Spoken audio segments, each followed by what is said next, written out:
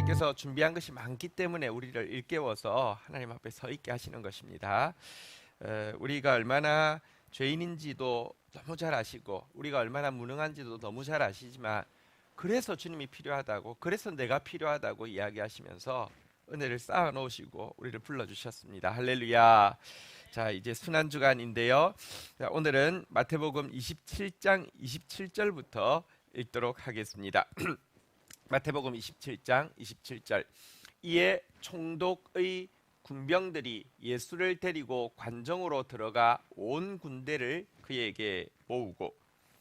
자, 이제 예수님은 십자가 판결을 받으셨습니다.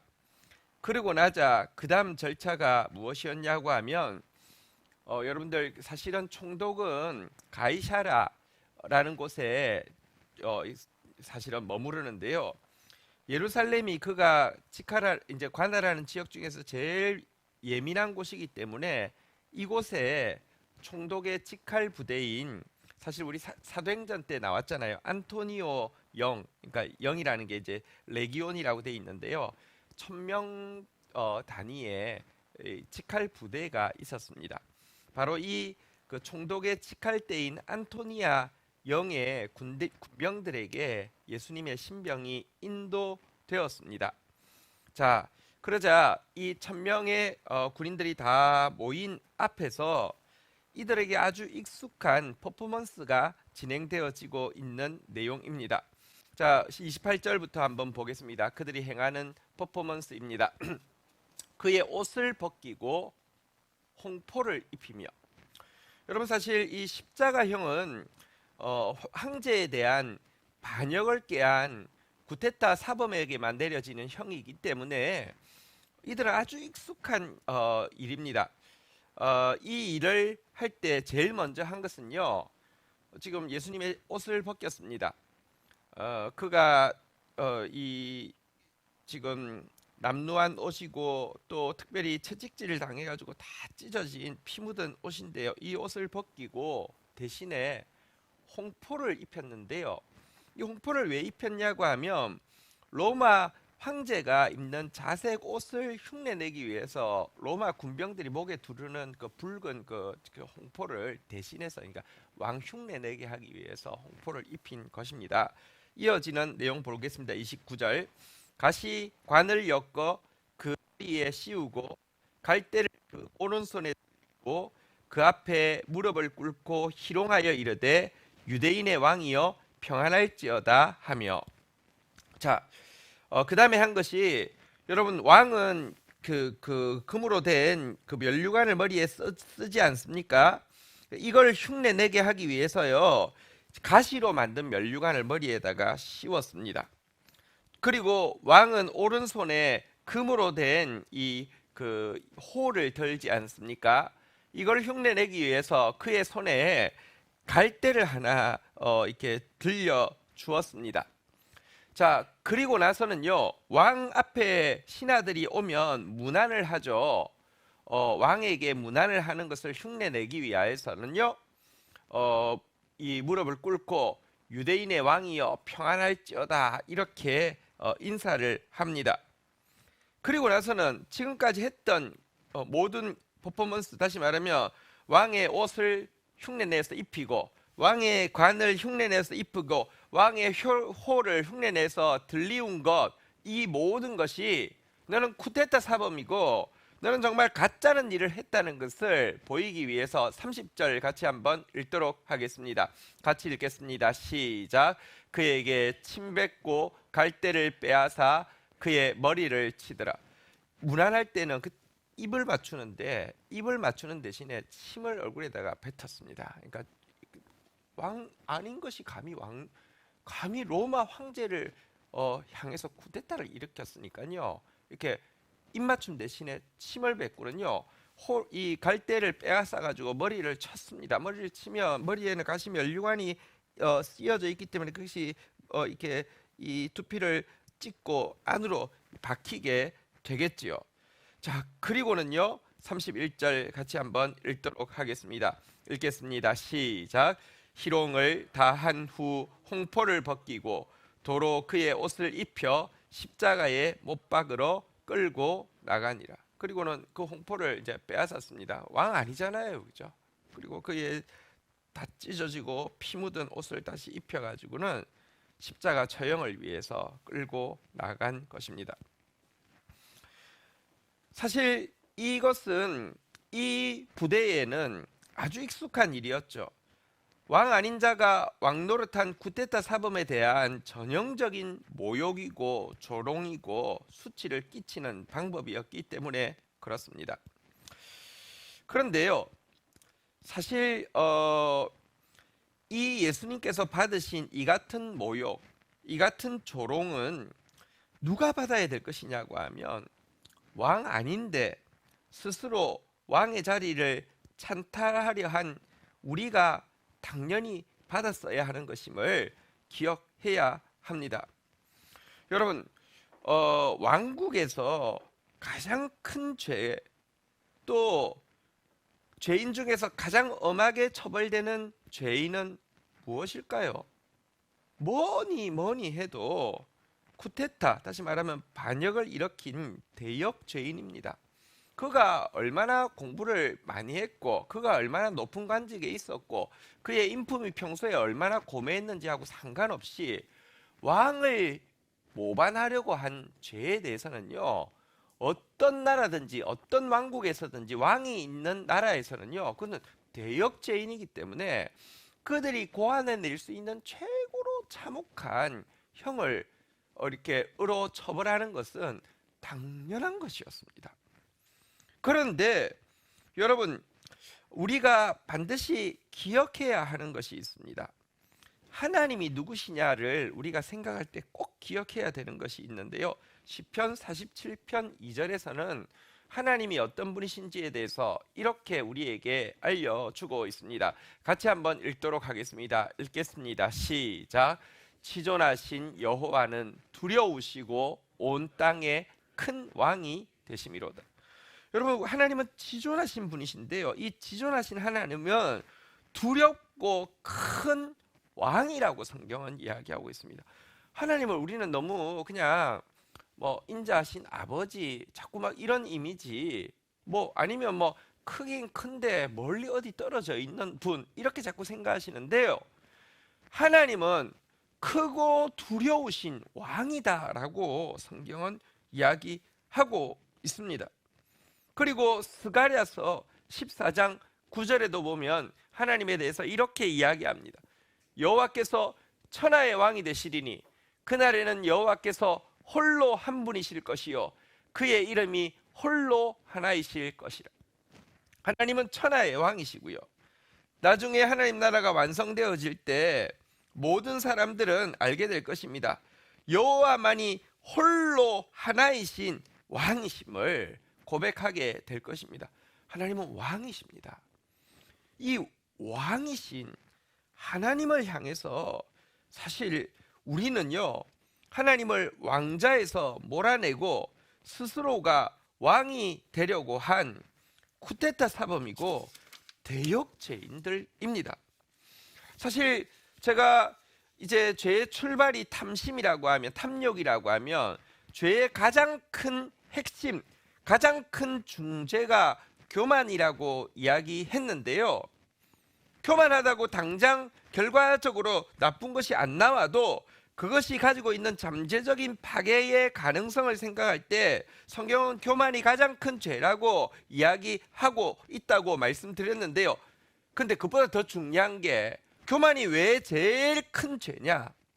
교만은 바로 왕 대신 하나님을 향한 쿠데타이고 대역죄가 되기 때문에 교만이 가장 큰 죄라고 하는 것입니다.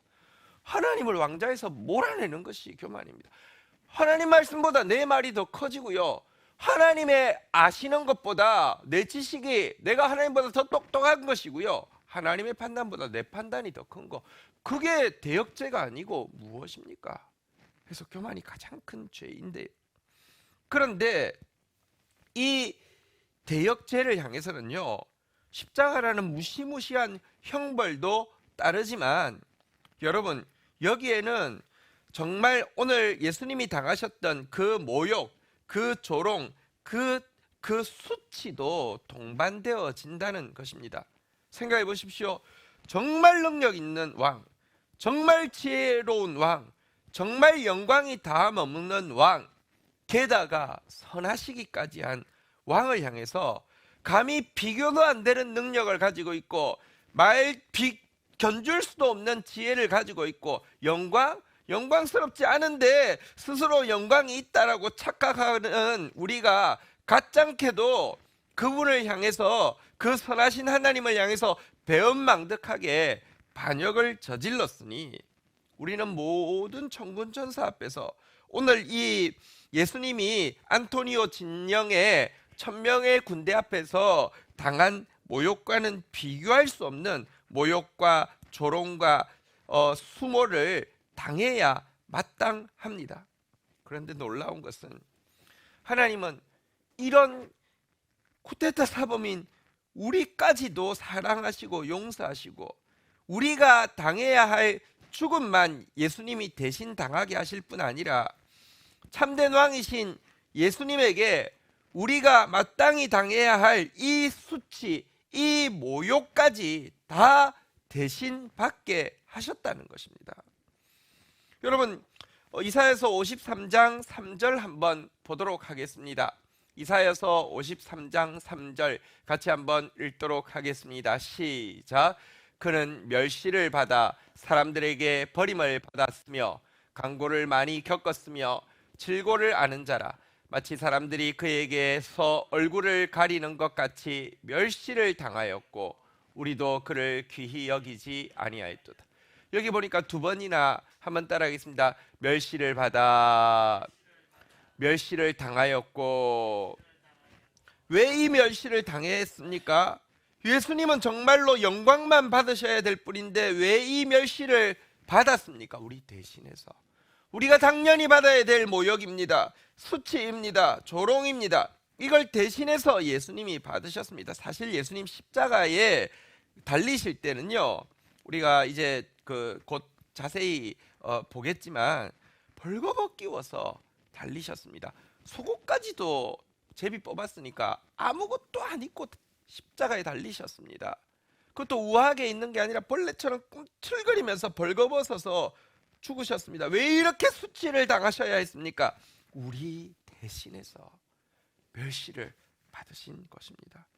예수님은요, 우리가 당해야 될 모든 것을 다 대신하신 분이십니다. 이것이 대신의 은혜, 대속의 은혜인 것입니다. 이 때문에 이 예수 그리스도의 십자가를 바라볼 때 우리는요, 우리가 당해야 될 모든 것을 대신하신 주님 앞에서 이렇게 고백할 수밖에 없습니다. 만왕의 왕, 내 주께서 왜 고초당했나? 이 벌레 같은 날 위에 큰 그 보혈 흘렸네. 십자가 내가 처음 볼 때에 나의 마음에 큰 고통 사라져. 오늘 믿고서 내 눈 밝았네. 참 내 기쁨 영원하도다. 내가 당연히 져야 될 이제 수치가 없어져 버렸습니다. 내가 당연히 죽어야 될 죽음을 대신 가져가 버리셨습니다. 나는 벌레 같은 이 배은망덕한 반역을 저지른 벌레 같은 존재인데 그 십자가가 내 모든 것을 가져갔으니 오늘 믿고서 내 눈 밝았네. 참 내 기쁨 영원하도다. 이 찬송가의 가사는 정말 이 대속의 십자가, 대신의 십자가가 우리에게 얼마나 소중하고 감격적이며 기쁨이 되는지를 잘 고백하고 있는 고백입니다. 자, 이렇게 모욕을 당하신 예수님은요, 이제 골고다로 끌려 나가시는데요, 나가실 때 이 십자가를 직접 끌고 가셔야 했습니다. 하지만 앞에서 본 바대로 예수님은요, 워낙에 십자가형을 당하면 그걸로 끝인데, 여러분, 이 빌라도가 백성들의 동정심을 일으켜 할 수만 있으면 풀어주기 위해서 채찍질을 먼저 했잖아요, 그죠? 이 채찍질만으로도 죽을 수 있는데 채찍질 당한 상태에서 십자가까지 지셨으니, 무거운 십자가까지 지셨으니 감당이 안 되었습니다. 예수님을 특권층이어서 이 십자가를 이렇게 잠시 덜어준 게 아니라 그까지는 가야 되는데 자꾸 쓰러져서 일어날 수가 없으니, 자, 이어지는 32절을 한번 보도록 하겠습니다. 같이 읽겠습니다. 시작. 나가다가 시몬이란 구레네 사람을 만나매 그에게 예수의 십자가를 억지로 지워 가게 하더라.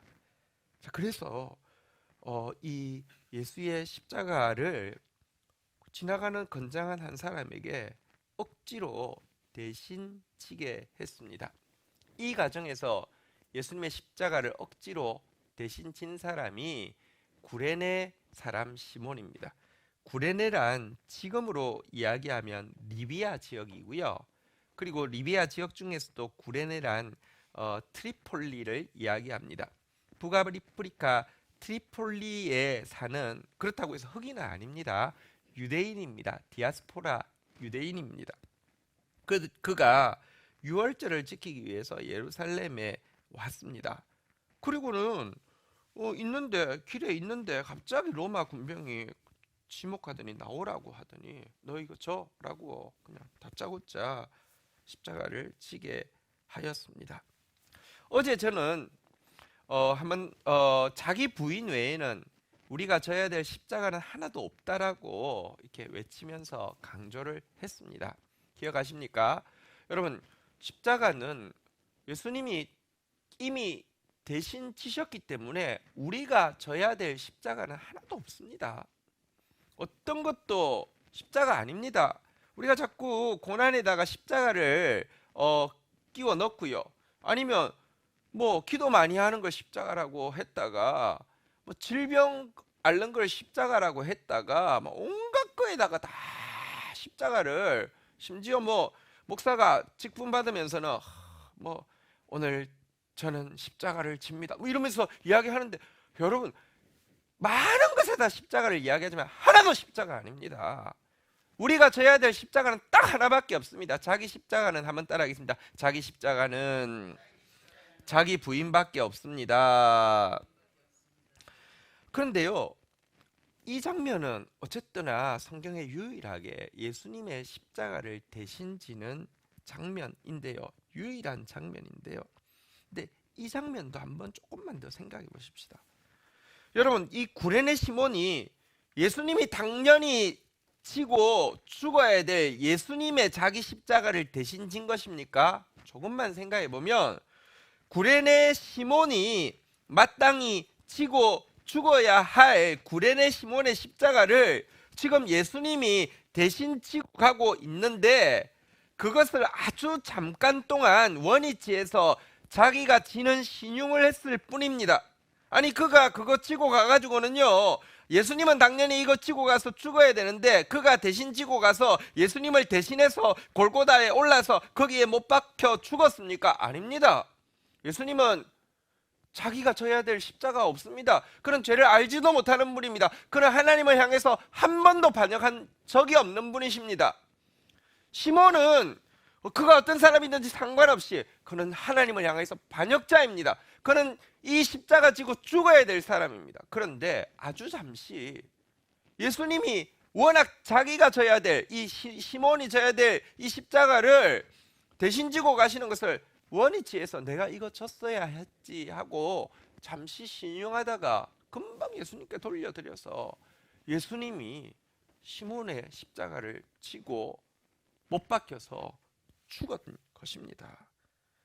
여러분, 잠시 원위치에서 자기 십자가 지는 신용했고, 그리고는 결국은 예수님께 돌려드려서 예수님 거기에 구레네 시몬이 못 박혀야 될 십자가에 못 박혀 죽은 것입니다. 그래서 사실 우리 찬송가에 보면 조금 잘못되어 있지만 의미를 다시 생각해서 부를 때 이 구레네 시몬이 진 십자가를 잘 보여주는 찬송이 있습니다. 내 주를 가까이 하게 함은 십자가 짐 같은 고생이나. 여러분, 구레네 시몬은 이 사건을 통하여서 예수님 아주 가까이 있게 되었습니다. 십자가 짐 같은 고생이나 내 일생 소원은 늘 찬송하면서 주께 더 가까이, 주께 더 나아가기 원합니다. 이렇게 고백을 했는데 여기 십자가 짐 같은 고생이다 했는데요. 솔직히 말하면 그가 십자가 졌을 때 저는요 일단 생각보다 엄청 짧았을 것입니다. 사람이 당황하면요 시간이 금방 갑니다. 엄청 짧았을 것입니다.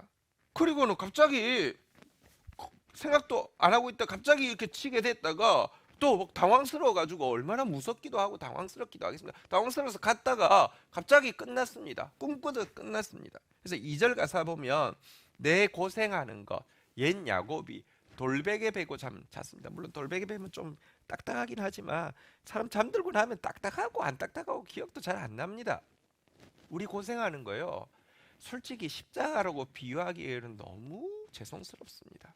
아니 십자가와 고생을 비교한다고요? 말도 안 됩니다.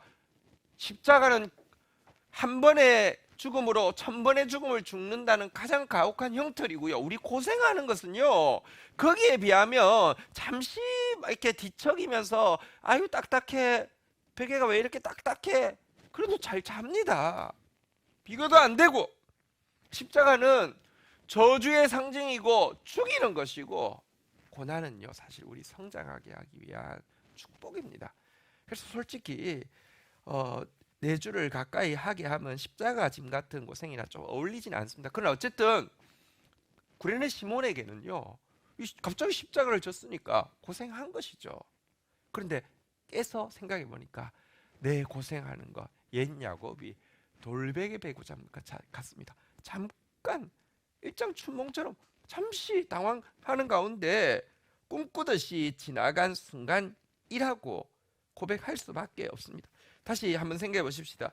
물론 구레네 시몬 입장에서 이 순간은 당황스럽고 고통스러운 고난의 순간이었음에 틀림없습니다. 갑자기 지라고 할 때에 여러분 그가 어땠겠습니까? 지고 가는데 제일 처음에 그 지는 포인트에서는 저 사람 좀 불쌍해, 저 사람 재수 없겠네 이렇게 하겠지만 그 여정에 있는 다른 많은 사람들이 볼 때는 저 무슨 흉악한 죄인이길래 생긴 거 보니까 꼭 죄인처럼 생겼네. 사람들에게 오해받는 것도 사실은 고난이죠. 또 틀림없이 손잡고 자기 자녀들 데리고 올라왔을 것입니다. 왜냐고 하면 유대인들에게 이 유월절은요 온 가족이 다 참석하는 행사이기 때문에 근데 그 자녀들 앞에서 자기가 이렇게 취급당하고 있는 것 때문에 굉장히 위신이 상했을 것입니다. 게다가 마구잡이로 불러서 억지로 이 일을 시키는 로마 군병을 향해서 한마디도 반항을 할 수 없는 자신의 처지와 모습 앞에서도 자존심이 상했을 것입니다. 또 멀리서 온 여행객이었기에 여기서 드려야 되는 예배 외에도요 예루살렘에 올라왔으니 여러분 올라오는데 얼마나 걸렸겠습니까? 걸어서 트리폴리에서 예루살렘까지 얼마나 걸렸겠습니까? 애들 데리고 왔으면 여기서 또 해야 될 일정이 있잖아요. 그리고 또 이렇게 시간 계획이 있잖아요. 이게 다 송두리째 꼬이고 부정당하는 거 만만치 않은 고난이죠. 고난 맞습니다. 그러나 여러분 이 고난이 나중에 그에게 트라우마가 되어가지고요 밤마다 악몽을 꾸고 대인기피증이 생기고 피해망상을 일으켜서 그 후 그의 삶을 망가뜨린 것이었습니까? 아닙니다. 여러분 그는 이 과정 예수님 바로 옆에 있으면서 예수님이 어떤 분이신지도 더 알게 되었을 것이고 자기가 정작 당해야 할 이 수치와 죽음을 대신해 주신 예수님의 은혜가 얼마나 큰 것인지도 생생하게 깨닫게 되었을 것입니다. 그런데 사실 이것만 해도 놀라운 축복이 될 수 있지만 잠시 이거 자기 져야 될 십자가 원위치에서 지는 신용했을 뿐인데 시몬은요 그 후 초대교회 전체의 기감이 되는 아름다운 신앙의 가문을 이루게 되었고요. 그때 아마 손잡고 같이 갔을 아들인 알렉산더와 루포는 초대교회의 훌륭한 교회 지도자가 되었고요. 그의 아내는 사도 바울이 나의 어머니라고 부를 정도로 존경하는 분이 되었습니다. 성경 구절 한번 확인해 볼까요? 로마서 16장 13절에서는 이렇게 바울이 문안하고 있습니다. 로마에 그 어머니가 가 있었던 것 같습니다. 같이 읽도록 하겠습니다. 읽겠습니다. 시작. 주 안에서 택하심을 입은 루포와 그의 어머니에게 문안하라. 그의 어머니는 곧 내 어머니니라. 알렉산더와 루포의 아비 구레네 시몬이라고 되어 있는데 다른 병행 본문에 보면 이 루포의 어머니에 대해서 나의 어머니다라고 바울이 고백할 정도로 정말 아름다운 믿음의 가정을 세우게 되었습니다. 그에게 이 순간이 고난이 아닌 것은 아니지만 이 고난의 순간은 그의 일평생의 가장 큰 감격의 순간이었고 영광의 순간이었고 축복의 순간으로 기억되었을 것입니다. 그래서 우리 다시 한번 좀 고백하십시다. 자기 부인 외에는 내가 져야 할 십자가는 없습니다. 여러분, 자기 부인 외에는 내가 져야 할 십자가는 없습니다. 자기를 부인하는데 고통이 따릅니다. 쉽지 않습니다. 그러나 이 고통을 성경은 십자가에 연결시키지 않고요, 영광과 즐거움에 연결시키고 있습니다. 고린도후서 4장 17절에 보면 이렇게 이야기하고 있습니다. 우리가 잠시 받는 환난에 경한 것이 지극히 크고 영원한 영광에 중한 것을 우리에게 이루게 함이니. 잠시 십자가 원위치해 가지고 지는 신용했더니 크고 영원한 영광에 이 무겁게 자기에게 임했다라고 여러분 구레네 시몬은 고백할 수밖에 없지 않았겠습니까? 이것이 우리에게 있는 자기 부인의 고난입니다. 고난 주간입니다. 십자가를 바라보면서 우리가 제일 먼저 느껴야 할 감정은 죄책감, 정죄감, 이렇게 예수님 날 위해서 십자가 지셨는데 나 지금 뭐 하고 있어? 이런 게 아닙니다. 내가 져야 될 모든 것을 대신해 주신 그분을 향한 감격과 기쁨입니다. 기쁨을 상실한 복음은 대속의 핵심을 상실한 것입니다. 그런데요, 이 대속의 교리를 교리적으로만 강조함으로 예수님 다 대신했어 하면서 자기 부인의 십자가, 자기 부인에 따르는 고난을 상실하는 것 역시 여러분 오늘날 교회가 저지르고 있는 큰 오류 중에 하나입니다. 한번 생각해 보십시오. 고멜을 이 호세아가 대속했죠. 고멜은 호세아는 범죄한 적이 없습니다. 호세아가 자기 몸을 매음굴에 팔아서 남창을 했습니까? 호세아는 순결한 선지자였습니다.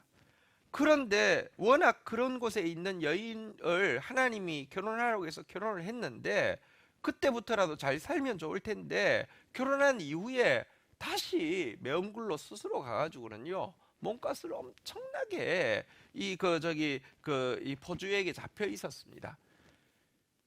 호세아가 찾아가서요 그의 몸값을 다 지불을 하고 있습니다. 대신 지불하고 있습니다. 이게 대속이죠. 호세아에게 법적인 구원은 결혼을 통하여서 이루어졌습니다. 그 고멜의 법적인 구원은 이 호세아가 대신 몸값을 갚아줌으로 말미암아 이루어졌는데요. 그러나 그에게 실질적인 구원, 다시 말하면 이제는 다시는 그곳으로 돌아갈 마음도 없어질 뿐 아니라 이제는 선지자의 아내답게 이렇게 성화되어져서 정말 그 고마운 선지자, 그리고 자기를 정말 사랑하는 선지자 호세아와 행복한 결혼 생활을 하게 되는 실질적인 구원이 이루어져야 하는데요. 법적으로만 그냥 이제 몸값 갚았다고 행복한 부부가 되는 건 아니잖아요. 이 실질적인 구원이 이루어지는데 제일 힘든 고난이 무엇이었을까요? 그것은 자기 속에 있는 아직도 죄를 사랑하고 세상을 사랑하고 자기 워낙 기질대로 자기 옛사람의 습관대로 자기 그 죄의 충동대로 움직이려고 하는 자아였을 것입니다. 이 자아가 부인되어지는 데에는 고난이 반드시 필요했습니다. 우리에게 사실은요, 대속의 기쁨 없는 이 신앙도 잘못된 것이지만 자기 부인의 고난 없는 이 신앙도 사실은 잘못된 것입니다. 그러나 우리가 정말 자기를 부인하면서 매 결정의 순간마다 한번 따라하겠습니다. 나는 이미 죽었습니다. 그러면서 성령 충만을 간구하고 성령으로 충만해져서 한번 따라하겠습니다. 그러니 예수님이 사십시오. 이 고백으로 나아가는 자마다 너무나도 신비하고 명백한 대속의 능력을 경험하게 될 것이고, 특별히 나에게 주어진 이 자기 부인의 이 고난, 자기 십자가가 얼마나 쉽고 가볍고 감격이 되는 것인지 오늘 구레네 시몬처럼 매번 고백하게 될 것입니다. 오늘 이 구레네 시몬의 자기 십자가 진 이 자기 부인의 이 모습이 오늘 우리 가운데 온전히 이루어질 수 있기를 주의 이름으로 축복합니다. 주신 말씀 붙잡고 우리 함께 기도하며 나가는 시간을 가지도록 하겠습니다. 오늘 예수님이 나의 모든 수치를, 나의 모든 부끄러움을, 내가 당연히 져야 할 교만한 쿠데타 사범 대역죄인인 내가 져야 할 죽음과 이 수치를 가져가 주신 것에 대해서 감사하며 감사하십시다. 그리고 그 대신하신 주님 앞에서, 주님 곁에서 오늘 구레네 시몬처럼 이 자기 부인의 자기 십자가를 잠시 짐으로 말미암아 더 정말 비교할 수 없는 영광과 기쁨으로 주님을 바라보고 주님과 동행하는 삶이 되어지게 해달라고 우리 다 함께 주의 이름 고백하며 기도하는 시간 가지도록 하겠습니다. 같이 기도하시겠습니다.